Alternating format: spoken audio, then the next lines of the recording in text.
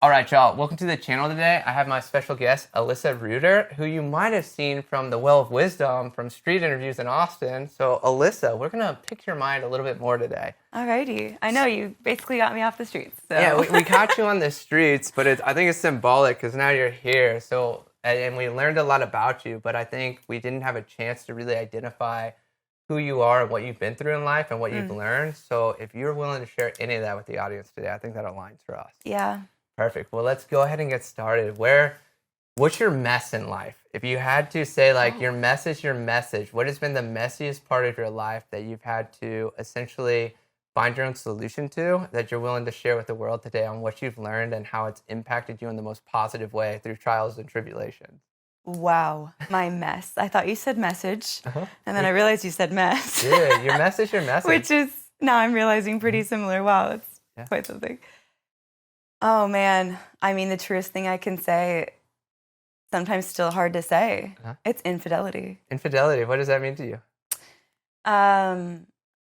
It's when you don't feel trust within yourself, and then you break trust with another person because insecurity it's like the insecurity almost comes up and causes you to self-sabotage. Yeah, self-sabotage. Yeah. That would be the mess. That would be the mess. Yeah, and for example, for the people listening, my shadow forever was escapism. So I would endlessly have good stuff show up and I would sabotage my way out of it. Yeah. But now I help people escape from the life that they don't like to live anymore and help them create a new one. So our shadow is our greatest magnet to attract once we can integrate it and flip it. Yeah.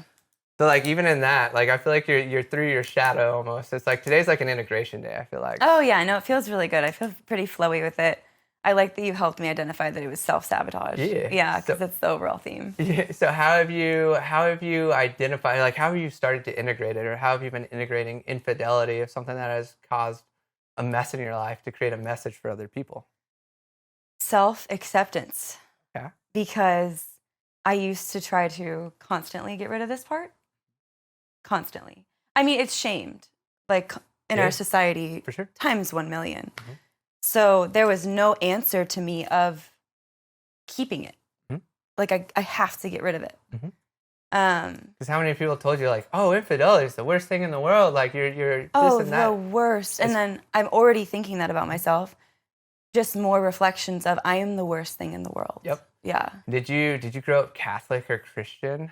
I grew up Catholic. Yeah, so I grew up Catholic too, and it's I went to church with my grandma this past Christmas, and it was why is there a dogma in church? Why do I have to wait till the priest goes to the front to stand up? And then beyond that, as a child, I feel like I was told to pay to have my sins relieved, and then I was shamed and guilt for an hour to remind me to come back next week and pay my money to have it relieved, when the Bible said God will relieve me of my sins if I ask for assistance. And it seems like you had a similar path there. Yeah, I did. I also, it was difficult because something that I hated so much about myself, it was modeled to me. But at one point, here I was, I'm 27 now, I was 22, still doing it. And I'm how much of this is still my parents? Yep. That's in psychology, is classical conditioning, right? Because from 3 to 10, we learn from our parents, and until about 27, when Saturn returns, we're we believe everything. There's a song by Matthew Decay. It's called The Four Agreements. It's not the book, but in 7 minutes, he describes life. Everything that you're seeing is a dream, whether you're awake or asleep. Time keeps us from jumping in reality. It's a construct. And then it's anything you're told was created and imposed on you to accept or deny. And then at your age, where you're at now, is actually where Saturn comes in. And it's you start creating your own path, your own beliefs. I'm liking it. Yeah. I hated it, and then I liked it. Yeah, but it's almost at 27, the soul awakens, and it's welcome to Earth. Now you get to choose to fawn to what people told you to believe, or you can start creating a path to what you believe and know is your essence. I love this so much. Yeah, it brings me so much Yeah, it's a good feeling, right? Yeah, it's a great feeling. Yeah. So what can you do with your message or your mess of infidelity from what you're even processing and learning right now? One, if not the biggest thing that it helped me with, was judgment. There is so much judgment in the whole world, inner, outer, all the time, circulating everywhere. And now that I have done what society deems one of the worst things that you could do, love that 333. Yeah, good timing. it is so hard for me to judge another person. Yeah. And so people can come to me with their deepest, darkest shit, and I love them. Yeah. And so passionate about that. It doesn't mean that I'm going to tell them that it's great. Yeah. But I just love them. Yeah. So it's freaking helped me so much. And what I hear you saying too is like you don't enable somebody who's judging or feeling judgment. You empower them, or you come behind them and you're like, I've been in your shoes before too. We're not going to enable this problem. Let me help you transmute it or alchemize it into your greatest success. Love that. So I think I still want to have you talk a lot here, but it's almost like this, like we go through the darkest times ourselves so that we can heal it and then create a ripple effect in the world. And it's like through that little ripple, it becomes a wave. Now it's a tsunami, and it's like the most positive tsunami ever, knocking out negativity by simply meeting and connecting with people with a similar problem. Yeah. And it's beautiful to see that shine through. And you said shame and judgment. What's the third one? What, like the lessons? Yeah. Ooh, shame, judgment. I mean, I have to say acceptance. I was going to say self-acceptance. Bring in my bell. I was over here like, if you won't say it, I will. So it's like the hierarchy of shame is acceptance, right? And gene keys and stuff is probably, I don't know this, but it's like, it probably is the highest. When you accept yourself, you accept others. Yeah. And then you can see them in the greatest light. Yeah. I've seen it actually in like the frequency of the emotions. It's right there relatively in the middle because it is what shifts you into the higher form of vibration. I love how you say that too. Yeah, because there's the 12 levels of consciousness or whatever. There's some type of map of consciousness. Yeah, but like shame and guilt are the lowest. Yes. And then authenticity is the absolute highest. Yeah. And it's like when you can figure out your own authenticity, it happens. But I think you leaked something that I didn't even know is like you're stuck in that bottom realm until you can flip it to the top. Yeah. But it's almost like you said it, I think it was a big key there, is like you almost have to get to that top vibration of the negative ones to flip into the higher ones. Yeah, you do. That's freaking insane. Yeah. How did you learn that? Or I did see, I think it's David, someone who did the map of consciousness. Have you heard of that? Yeah. It changed my life. I didn't read into it too much, but enough that it really helped my way of thinking, because when I saw that shame, literally, this is the lowest one. I was like, wow, it's not just in the lower. No, it's the lowest. Yeah. And all of my passions is to love as much as possible. Yeah, you're a Cancer sun, right? Yeah. Cancer sun and Leo moon and rising, right? Yeah. So generous and accommodating and supporting. Yeah. But it's like, look at the path you had to walk to be able to express that fully. And it's like, you weren't the victim. You were on the hero's journey, and it made the hero. Yeah. I was the victim for a good 10 years, but really passionate to be the hero instead. Yeah. It's like, we all played the victim. We're like, we're the best victim ever. Like somebody's like, my day's hard. And we're like, mine was harder. Yeah. So even like my family events I went back to, and there was like a pissing contest of who had the hardest day. And I was like, well, if we're doing this, I had the best day. I woke up, I felt energized. And it was like, the room was like, what are you doing? And I was like, I don't know. What are you guys doing? Wow. But it's even cool to like reteach our families and stuff this, because it's I'm really like, passionate about that. Yeah, I feel like we're like the pattern breakers. They're like, we're the black sheep until we're like, look at my success and look at what I'm doing, but I'm not shaming you. I'm showing you another way to live. Yeah, I feel like the rainbow sheep, but Oh, I like that, the rainbow sheep. Explain that a little bit. White. I realize the white sheep is just like all the other sheep, but the rainbow one is the one that reflects all the colors, because it's what white is. Yeah. So yeah, I've never felt like the black sheep. I have an identical twin sister. Wow. And love you, Adrian. She kind of knows she was the black sheep. They all serve a purpose, but I always wanted to reflect light back. Yeah. So how are you reflecting light back in your current reality? No, we talked in the interview that you're in a career that I think you're transmuting or flipping into something else on your own path. How can you like express more into that? Maybe I feel like the career side of things.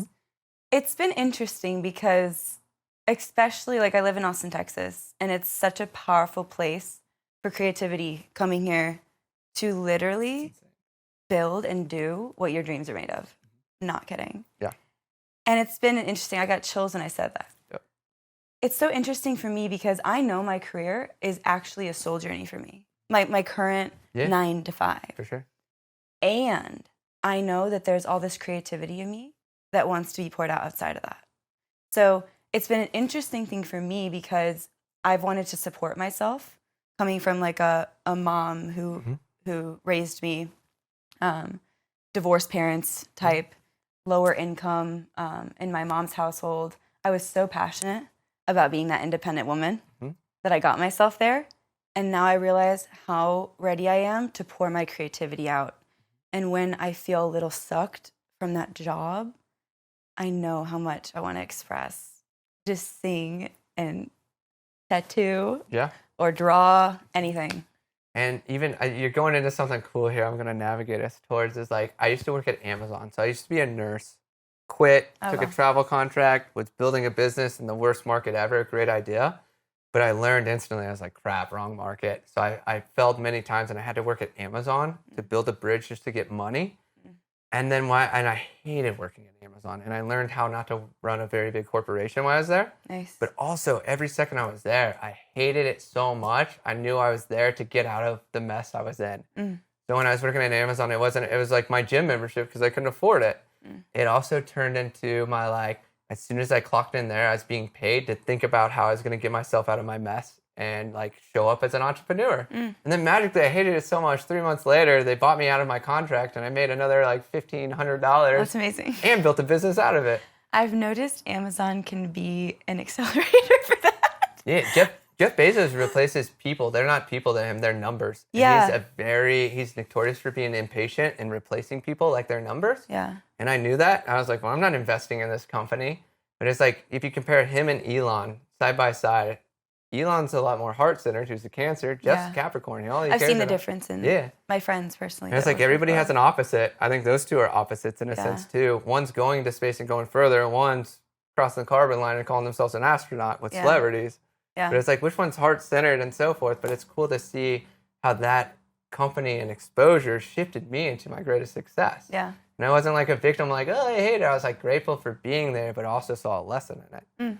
So even in like your job where you're at, I still feel you have a good heart-centeredness for it. But how have you seen that trend, like when you show up there, that it's like starting to work its way towards something else? Yeah, I can tell that if I stay in my current field, that is so good for my Cancer soul, that I would want to be more independent in it in general. So I can still make that shift and be more independent as an occupational therapist. Yep. So I honestly think the answer is going to be both for me. An independent occupational therapist that loves being creative too. Yeah. That feels so good. That's what I was hoping you'd like walk towards is like, I believe this too, is like I help more people now that I'm out of nursing because I understood where nursing was falling flat in the business side. And I'm like, even when I quit, I was like, if I learn media marketing, I can share a message and I can put content out in the world. There's 8 companies that run the media of the world. If I can be the 9th one or even buy those companies out, I can share a message and I can help more people outside of the hospital than inside. So it's even like I'm a nurse who learned marketing and business to get his message out more. Wow. And it's like I carried that over, you know? Very diverse. Yeah, but it's like I got a bio degree, a nursing degree, nurse practitioner dropout, marketing, media, video, photo. Like I've almost like scaled my way to put out a message, connect with people, and also share it in a way that's very like alchemical, you know? You've still blown my mind with the mess in the word message. Yeah. That was from Soleil Rod. I'll give him credit on that. Trisha like Joy and Prayers Technology. But it's, when he said it, I was like, that one landed because I'm like, it feels so good. My mess is I had too many ideas, too many passions, and I joke about it, but it's so true. It's like my greatest gift is I have every gift in the world. Yeah. It's just learning to play with it, and it wasn't for myself. It's to share it with other people. Yeah. And once I figured that out, that I had to stand alone, figure it out, and then others would attract and I could share stuff through me with them, solved everything. And then now I help people build multifaceted personal brands. Nice. And that's like the greatest gift because my mess now became my message. Now I help multifaceted creators who have tons of passions build businesses that run their lifestyles. And it's like I can't ever tell people how much they make because their lifestyle is different. But it's like my infectious trait is like do what you love every day. All your bills are paid for and money's not a problem. Living every day is fun, and now it's how much impact can you create. And I think you got that same bug in you. I think this is the second interview. It is, yeah. So like, how do we even channel your mess to your message now? Like, let's just ideate. How can you build this into like your dream life and knowing this? So you went from shame to acceptance. Yeah. And you're an occupational therapist who's Yeah. also creative and loves to express and create a safe space for others. I do. I see, it's actually pretty funny. In occupational therapy, fine motor skills is a big thing that I work on. Oh, I love this. And I help children with handwriting all day. And I help people in hospitals get their ability to use their hands back all day. And then I realized one of my favorite things to do in this world is calligraphy writing and writing. I'll do it for events and body markers and writing. Yeah. So just notice that's really funny. That's two connections right there. The very thing that I help people with. I just bought these fine point pens today too. Yeah, I can write absolutely beautifully. We'll let you draw. I'm gonna that just happened.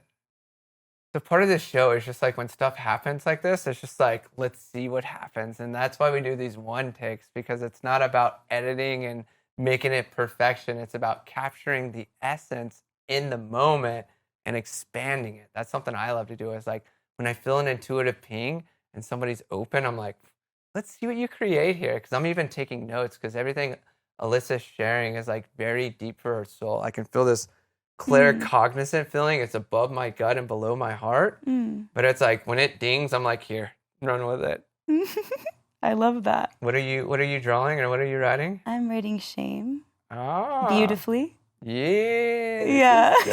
Are you creating your own tattoo? Oh, maybe actually.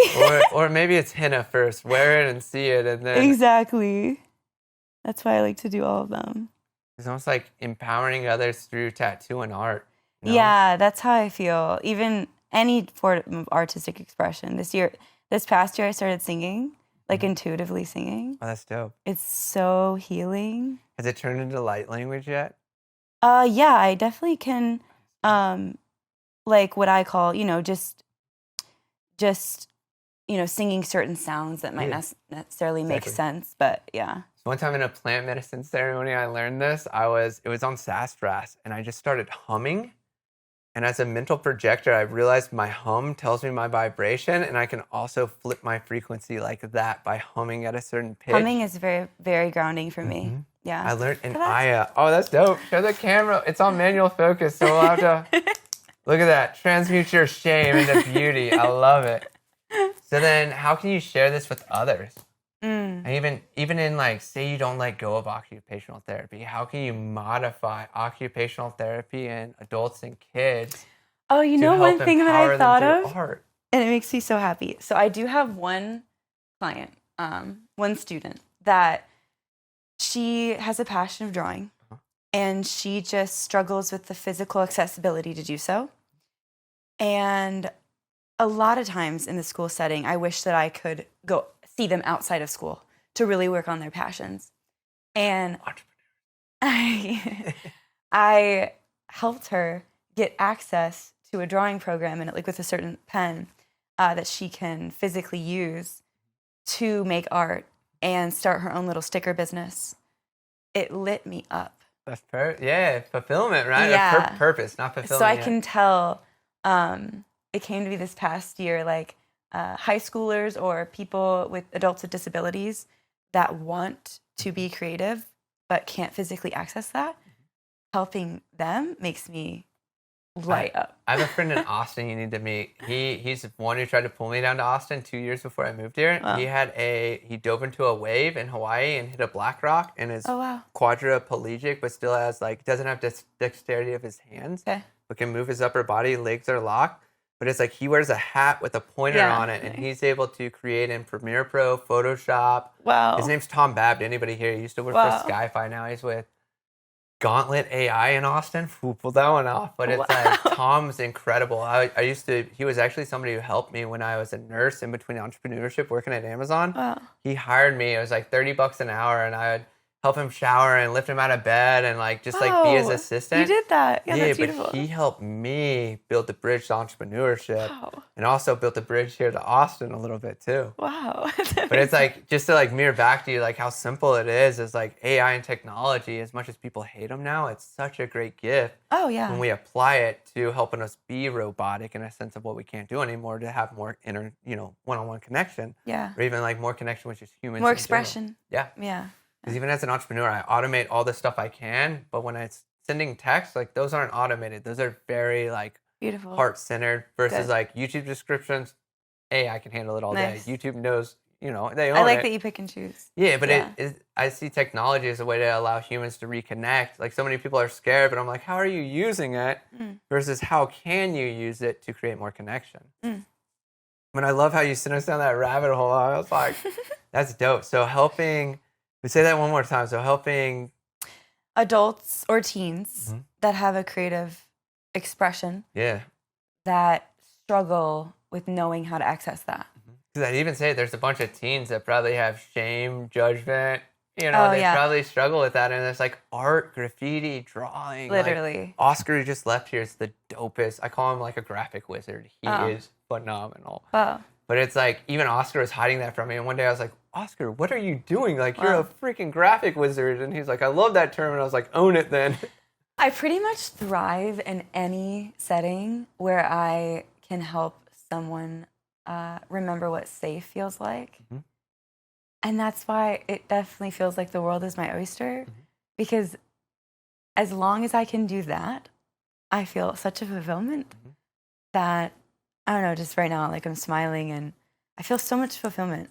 Yeah, and you're super grounded, because I was spinning out before this. I drank this to the ground, but I'm like, man, I feel freaking grounded off your energy. And it's like, something I learned once was when I was going through my deepest shit, I was like doing personal development and self-help, but then I realized all these people, we got notes on that. So that's beautiful. All these people started to attract to me, and they were like, I feel so safe and secure what a around mess. you. Yeah, what a mess. It's a beautiful mess.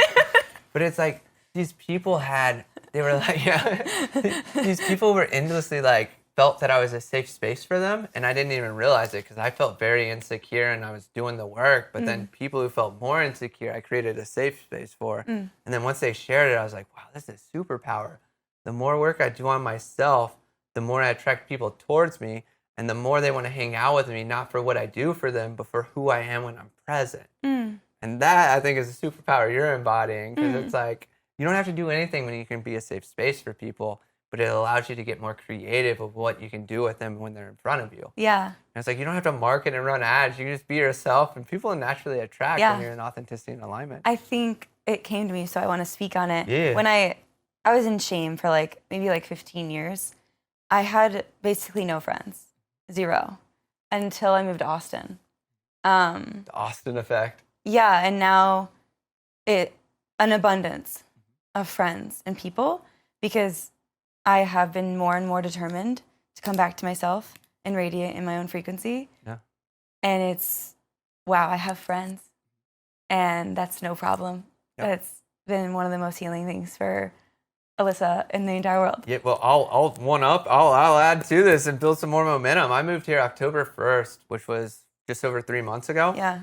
I outgrew my girlfriend, I outgrew my friendships, I outgrew everything, and life was still terrible. Like, it sucked. And as soon as I committed to moving to Austin, every door of fulfillment, happiness, and joy poured in, and I couldn't wait to get here. Wow. And then once I got here, attracted my tribe instantly. Ecosystems business was like, holy shit. Yeah. And now it's my mission to text all my friends repeatedly and be like, when are you coming to Austin? Like, come hang out. Nice. But when they come hang out, I'm like, so when you move in here? And they feel it. I have a friend coming tomorrow. Yeah. And she's planning on moving here. Dope. So it's an effect. My mom actually moved to Austin after I moved because she saw the impact it has. So. And that's the greatest gift I think we can share with people, is they see our lives change. My mom said the same thing. Yeah. Everybody in my family is like, what are you doing? And I'm like, loving life. And they're like, we can see it. My friends see it. And then they come down one by one. And even like this apartment, I know I'm outgrowing it by the end of this month. And this is becoming my friend's hub to come down to Austin, figure out their bridge here. Yeah. And then also use it as a lily pad until they find their spot or take it over. Yeah. Because it's like, even this apartment, I planned on coming down here and sleeping on the dude's couch for 30 days. Oh. A week before, and I felt this. I was like, I feel like he's going to get a job, and it becomes my apartment, and it did. And we made it work, and it's working still, and we got through the lease stuff. But it's like, oh, this is like the magical place where people think they're going to come and hang out, but it becomes their place, and then the next one gets it, is what I'm seeing. So. It's the studio squared. Yeah. Which is like so dope. It's like, and it's in the perfect spot. I told my buddy, I was like, Zilker's a mile down the road. It's perfect. Ladybird, it's like, it gets you plugged in, and then you can figure out where you move to, which is perfect. so dope. One thing I feel called to say is, I will say the first year I moved here, like compared to other people in my life that I knew, I viewed my life as so much better than them. Like, I don't know if you feel this way, if you've ever moved somewhere that you feel like is better. And so I accidentally started to feel like I was better than them. And like, I wish that they just knew this life. Like, it's so much better. Yeah. And it wasn't until a plant medicine ceremony that really reflected back how that was impacting my ability to feel close to them. Yep. And I thought to myself, what if, I'm from Michigan, what if living in Detroit, Michigan is better than Austin, Texas? What if that's actually a reality? It can be in somebody's reality. Yeah, and so when I just accepted that, that's what I'm saying about, like, I'm really passionate about removing the shame and judgment. Yeah. Because then I was actually able to connect to them more. Yeah, but even in mirroring too, if you hold any shame or judgment in yourself, you tell people to shame and judge you, versus like when you accept yourself fully, people start accepting you. Yeah. So it's like, my secret to life is like, if you want it, become it. So it's like, I love that. People with love, they're like, oh, I'm looking for this perfect person, but they're the opposite, and they attract the opposite of what they want, versus when they lean into like rest, self-acceptance, and all these things, somebody shows up mirroring them, and it's like the mirror shows up to when you attract it, and you can attract as many as you want, and you get to pick and choose, versus like when I have $1 million, I'm like, what does a millionaire do? It's very well mapped. Do all those things, and you attract your first million. And so it's like, people think backwards, and it's like, flip it. Yeah. That's it. And it's... I was, the concept of mirroring came to me like a year ago, and now it's really popular. You're a Cancer. You're really good at mirroring. You have the gift of it. Thank you. And I was still kind of confused about how it says like reality is mirrored back to you, until like a month ago when someone said, okay, pretend this concept is a literal mirror in front of you. If you want the mirror in front of you to say something kind, what are you going to do? Say something kind. Yep. I was like, oh, think of it very literally, and it helps you a lot. Yeah. Yeah, it's like you were saying too, and we have 2.5 minutes left. Oh, wow. But it's like, yeah, right? Like, welcome to a flow state. But it's like, for instance, when you accept yourself in Austin, people will see you live in the dream, and it inspires them to move here. But if you're shaming and judging yourself, then they're going to shame and judge you here. So it's like, I use it as a filter. If anybody has negative emotions towards me, I'll see that part of me that they're amplifying to redefine or recode. Wow. But then also, like, and with my genius, I know if I'm on the top 1% of the world of perspective, I have to deal with people on the bottom one too, and I have to accept them and meet them where they're at too. Beautiful. So it's like knowing both aspects of mirroring, because I think the only one people know is the mirroring of like, oh, I attract what I put out. Yeah. But it's also like, if you're sitting on the highest, you have to be able to handle the lowest perspective too, without shaming and judging them. Yes, that's very, so I'm really passionate about that. Yeah, that was my anti-Christmas, and I was like, what is this lesson? And then I was like, I'm meeting her where she's at, and I'll be the teacher of how to build a bridge. Nice. But I didn't say, I'm going to be your teacher. Yeah, I just led with examples, you know? Yeah. So we got 2 minutes left. What's the, like, summarize this in your best way possible. In your own words. Okay, it came to me. So it came to me one night when I smoked weed for one of the first times ever, a little too deep in college, when I was too scared because I thought there was a demon somewhere, okay? And I had a feeling that it was in the mirror. Here we go with the mirrors. Yep. So I was avoiding all the mirrors. But eventually I was like, I need this demon out of here, okay? I was tripping. And I finally look in the mirror. I said, okay, I'm just going to find it, and I'm just going to say goodbye. And it was me in my mind. I smiled back at myself, and I thought that I was the demon. Grab that book right there. What does it say? Don't believe everything you think. Yeah, exactly.